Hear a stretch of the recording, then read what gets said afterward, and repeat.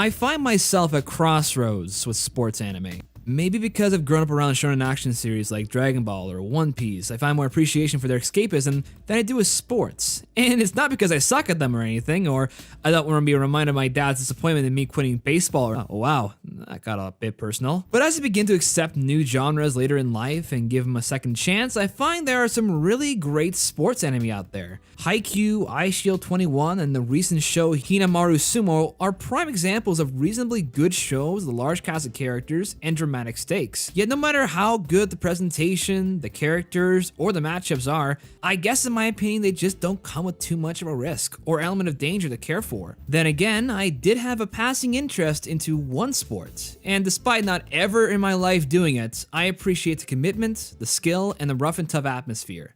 That sport is boxing, and it is one of the most highly celebrated entertainment sports out there. Boxing in pop culture has been around since the 1970s, with films like Rocky and Raging Bull setting the bar for sports films to come. Rocky in particular started a franchise of films where it takes our hero through different struggles, both on and off the ring floor.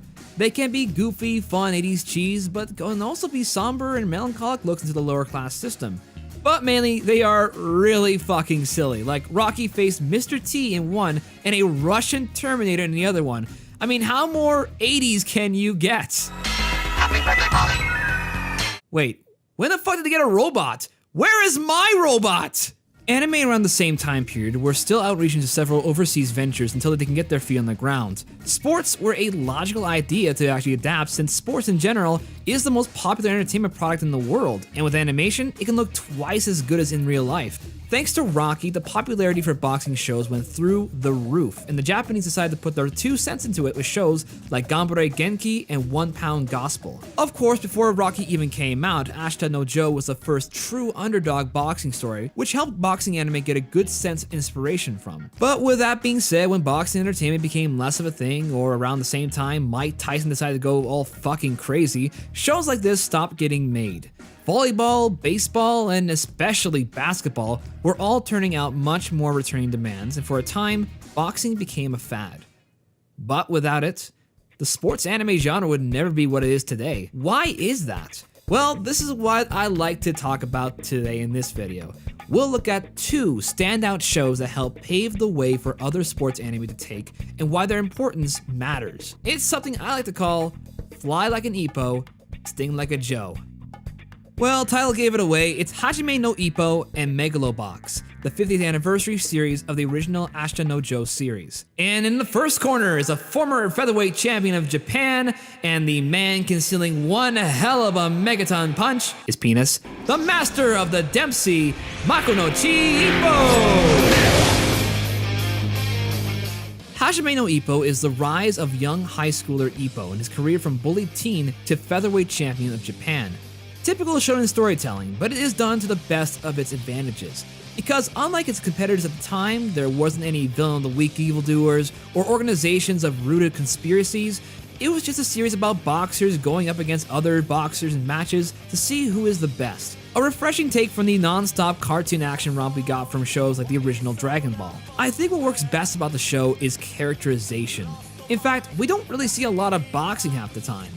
Instead, it's Ippo, Takamura, and the other oddballs of the Kamigawa boxing gym training, learning new boxing styles and methods, while also indulging themselves in a slice of life antics like dating, going to karaoke bars, and much more. They are well-balanced bits of fun in between the action that flesh out our characters and make them stand out, like Ippo's optimism and generosity colliding with Takamura's loud, lecherous, and proud personality, which leads to some of the show's best laughs. But don't be led astray, it does have some marvelous boxing parts of the show, and they are, well, fantastic.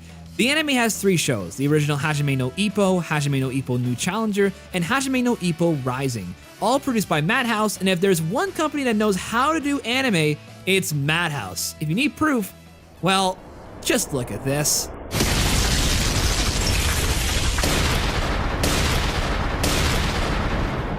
Ah, shit, he got knocked the fuck out! The fights are wonderfully paced, and the animation makes every body blow, every counter, and yes, every Dempsey roll feel all the more real. When they get punched, they really get punched. And the advantage to an anime show is how more visually spectacular you can make something not so in real life. When you look at world-class boxing matches, it might not look as brutal or heart-pounding from our perspective, since we are more like the onlookers. We don't exactly feel what our contenders in the ring are feeling. In a visual medium like anime, they can exaggerate how killer of a blow they can take. Take the Dempsey roll, Hippo's signature move, and compare it with the real-life one. Yeah, you guys can already see the difference already. He moves like a jet and strikes just as hard repeatedly. The boxers in Hajime no Ippo are still human with set limits, but the way the animation portrays them, it generally makes them more superhuman. It's not trying to imitate reality, as it is trying to imitate the weight and feeling of real pain, despair, or fear. I think my favorite example to focus on is the fight not featuring Ippo, but between Takamura and Brian Hawk, where the fight makes exhilarating blow-for-blow contacts, amping the brutality to 11. It also works as a mental battle for both fighters, with Takamura taking much of the brunt. Not only do you have to endure strenuous physical weight loss just to be in the same weight class as Hawk, but he also has to control his emotions after Hawk viciously attacks his coach and taunts him repeatedly during the match. Both opponents dish out one hell of a brawl, each going past their limitations. It is one of the greatest anime fights of all time, and it gets to the point of matching and surpassing the best of what other shonen action series can offer. Hajime no Ippo is a veteran stepping stone for sports anime to come, and while I do get this sense of camaraderie and equality between sports teams or more recent works like Ice Shield 21 or Haikyuu, they just can't compare to the friendships and bonds of different weight classes, going through their own struggles and going after their own set of dreams. Now, this is not to undermine Asha no Joe, since it started everything that makes a boxing show what it is today: the underdog hero, the boxing bouts, and the slow burn to mastering your craft. It all started from Joe, who is still a cultural footprint of 60s and 70s Japanese entertainment. Ippo is just taking those elements, improving them, and setting the bar for great sports anime to come. So when the anniversary came around for Joe, it was only fair to start raising the bar a little bit more with his revival series, Megalo Box. Megalo Box is what you call the sleeper hit of the spring, and probably one of the best animes this year. And possibly one of the best sports anime in the past decade.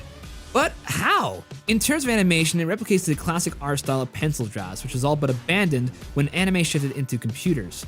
In a way, the show is a mirror to that. Boxing is now dubbed Megalo Boxing, where robot augmentations are placed on the human body and thus adds more danger and entertainment to the fights.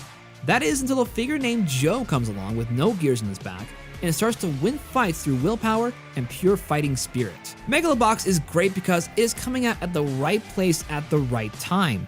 Like Gearless Joe, old shows are going up against new shows now. And despite all the shine of highly produced anime of the modern age, sometimes the sketchy style of the pencil drafts can be greatly underestimated, and thus is the biggest strength of the show. Megalo Box's world puts the upper class on the top and those without citizenships on the bottom. Basic rights are not handed for free, where you are punished for being born as a low-income commoner. The commentary and world building of Megalo Box is what sets it apart from its contemporaries. And yes, this is more in the realm of science fiction, where all other sports anime mostly kept themselves in the real world. Megalo Box doesn't present itself as something from the far future, because this can be our world in the next few decades. I mean, as sports goes more futuristic, would we say it's really a stretch if we suddenly use robot arms to start fighting each other? I mean, it might look like this, but it's still possible, right? Joe and his rival Yuri both represent the two worlds and are clashing to prove each other's point in existing. From first impressions, Joe and Yuri don't really have much going on. They could be a bit one-dimensional from first-time viewings, but when you take into account their origins and their place in the world, the pieces just align. Joe is the underdog, the Rocky Balboa who whiffs on fights after his coach Nambu gets himself into trouble paying off a local loan shark. He wants someone to show him true boxing instead of falling face first each time against boxers who are just clearly out of his league. Yuri, the Apollo Creed of the story, is similar, yet has the advantage of being cybernetically enhanced for the sport of Megalo Boxing, to the point that there really isn't anyone out there who can challenge him. He also faces his own problems of being used as an advertising plugin to get his partner's business idea to sell to the army. Thus, when these two boxers of different worlds meet, nobody's able to stop these two from going all out in the ring. They've both found their challenger, and will fight tooth and nail to get their fights on the world stage. Megalo Box treats its characters with real stakes and consequences. And while I've so far touched on our hero and rival, that's not to put down the other characters. My favorite being Nambu. Before Joe came into his life, he once was an accomplished coach who was training another promising athlete. Unfortunately, his partner goes to war, and through an error on the news, he believes his friend to be killed in action. Nambu's worldview changes and he goes down a path of reckless abandon, forcing the closure of his gym and his troubles with a mob. By the time we first see him in episode 1, he's a washed-up has-been who makes things twice as worse for Joe's life. He slowly regains his sense of determination and willpower again, and as the series goes to its climax, makes harsh decisions to protect the ones he has come to care for. Almost every character in Megalo Box goes through this development. Even some of the opponents who face off against Joe have a lot of character depth. Both Megalo Box and Hajime no Ippo are great watches, but are also very different shows about boxing. One is a commentary on the social hierarchy and the will to fight against it, while the other is a standard shonen action fest but with great visual spectacle. Both, however, plays to build on personal ambition and to master your own trade. And that is boxing's greatest hook out of all the rest. Much like Rocky, is tales of everyday folks making a name for themselves by themselves. No matter what you were born as, you can still rise to the top. Doesn't matter if you're a fisherman or a street brawler, if you got the guts, you'll get the glory. Call it the macho bravado in me, but these shows are the best examples of sports anime amping you up and getting you to get down and dirty. And sure, they aren't great teachers in making you a boxer in real life, cause, let's face it, average guy gets into that ring and they're gonna be eating their mouth guard by the end of it. What I mean is boxing anime provides you a sense of strength. Strength to challenge all odds, even ones outside your control. It's a moral that shonen brands cast into their products, but it works way better when applied to a real event like boxing. Both opponents are equal, they both train their damnedest to get there, which makes all the victories you gain more glorious and all the losses you take more soul-shattering. What I believe the new sports anime shows are lacking is the understanding of individualism. Sure, teamwork is important, don't get me wrong, but I always think the pride in oneself is more invigorating than that of being the team player. Ippo and Joe stand alone. They got friends, sure, but they must have the will of that determination to get up every time they get knocked down. It ain't a friendship power-up, it's their mentality, their drive. But it's still satisfying to know people out there will still support your way of life no matter the outcome. Take it from old man Sylvester Stallone in one of my favorite scenes from the franchise. But it ain't about how hard you hit.